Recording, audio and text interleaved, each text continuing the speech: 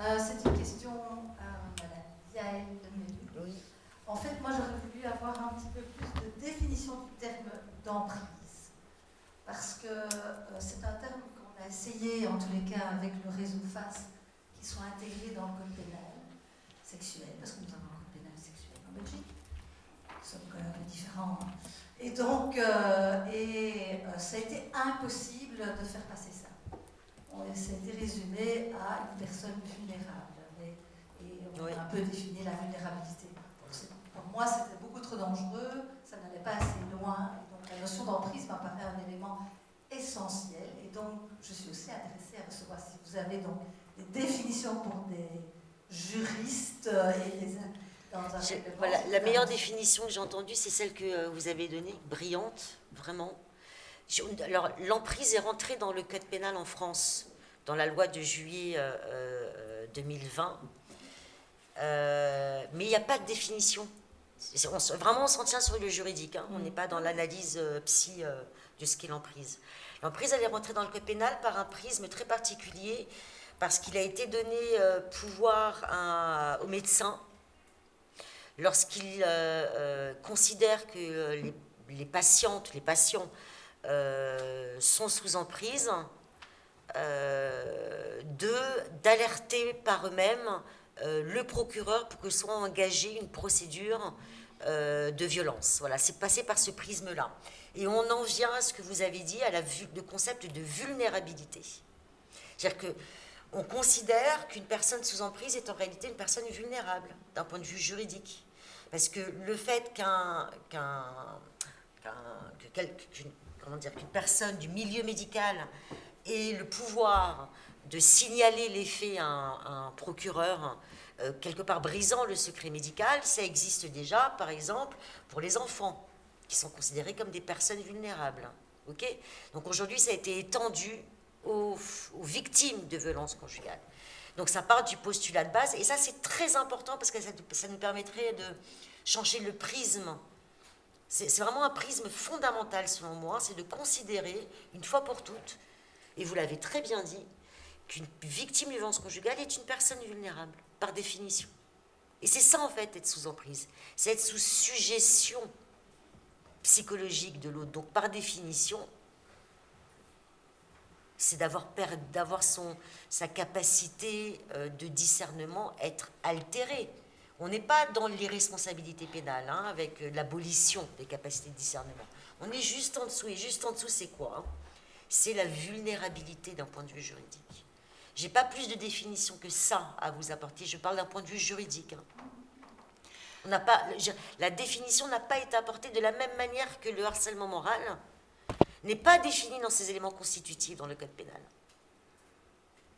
Il est défini par ses conséquences traumatiques. Voilà. C'est la dégradation des conditions de vie avec une altération de la santé physique et mentale. Mais on ne définit pas ce que sont les violences psychologiques. On a laissé cela à la charge des magistrats, ce qui est très dangereux. Ah, on a laissé ça à la libre appréciation des magistrats.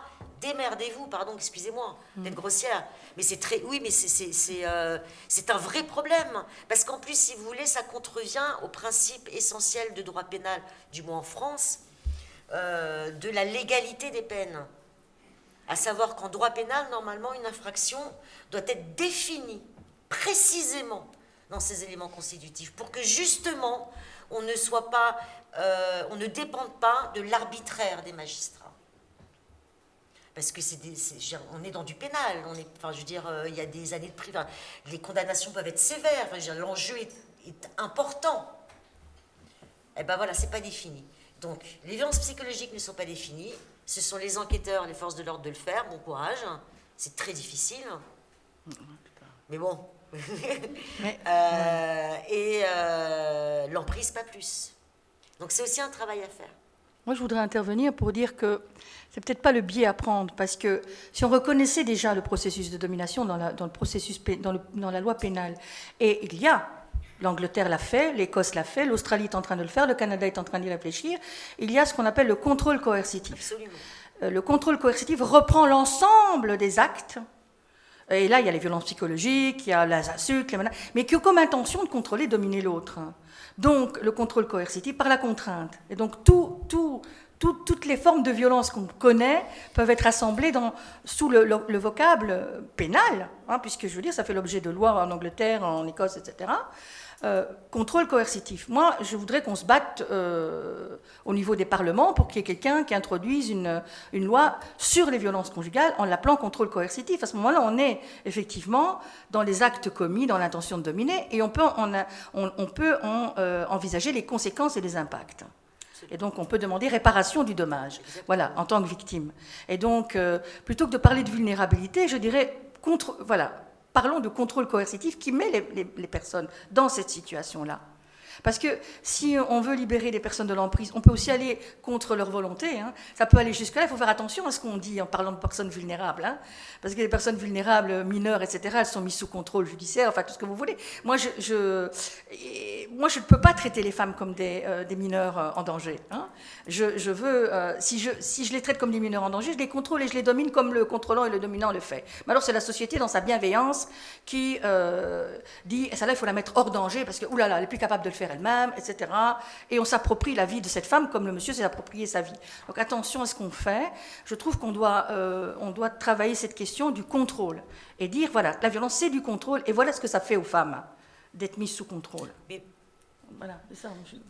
Le parallèle que je faisais avec la vulnérabilité, c'est de dire aussi qu'une femme victime de violences conjugales, c'est une femme qui revient, enfin, quand elle quitte son conjoint violent, qui est une grande blessée, qui ne peut plus rien faire aussi.